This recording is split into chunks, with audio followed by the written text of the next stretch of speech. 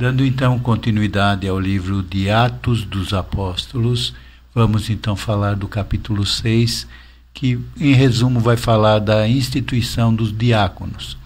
Quando eu vi o título desse capítulo, que vai falar da necessária colaboração nas igrejas por parte de pessoas que não estão diretamente no comando delas, chamados diáconos, lembrei-me que no Antigo Testamento, em Êxodo 17 a 26, também Moisés foi aconselhado pelo seu sogro Jetro a instituir esse tipo de ajuda, mostrando que delegar responsabilidades é uma atitude sensata e necessária.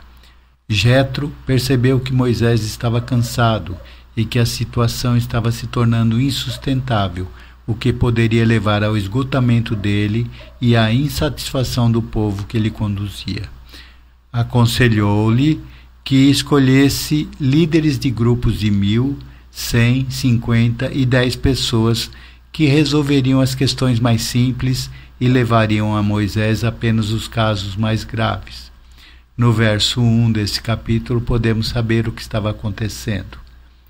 Ora, naqueles dias, crescendo o número dos discípulos, houve uma murmuração dos gregos contra os hebreus, porque as suas viúvas eram desprezadas no ministério cotidiano.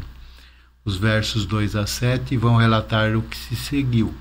Os 12 apóstolos convocaram então os discípulos, dizendo que não era razoável que eles deixassem de pregar a palavra de Deus para se dedicarem a servir às mesas.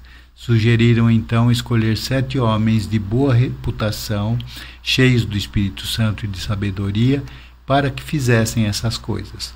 Foram então escolhidos Estevão, Filipe, Prócoro, Nicanor, Timão, Pármenas e Nicolau. Eles foram apresentados perante os apóstolos e, orando, estes lhes impuseram as mãos.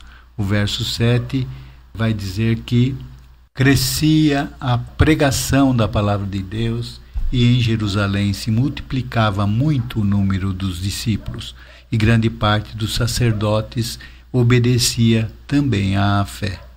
Os versos 8 a 15 vão falar de Estevão, um discípulo cheio de fé e de poder, que fazia prodígios e grandes sinais entre o povo.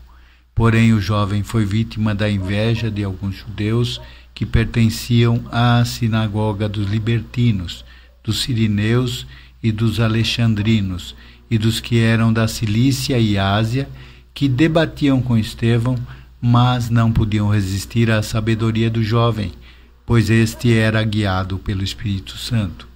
O verso 11 diz que subornaram os homens para que, mentindo, dissessem: ouvimos-lhe proferir palavras blasfemas contra Moisés e contra Deus.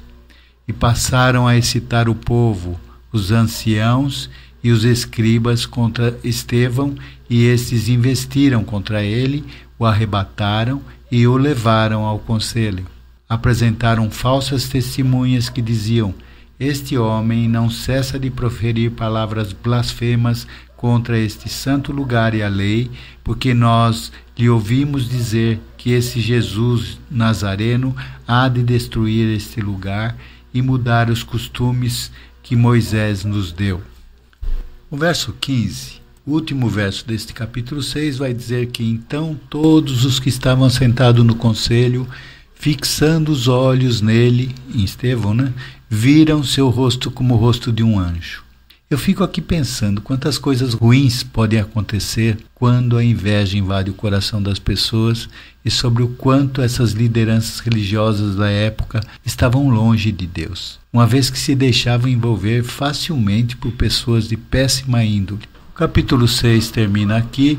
O capítulo 7 irá falar da defesa de Estevão perante os seus acusadores e da sua morte por apedrejamento. Amém?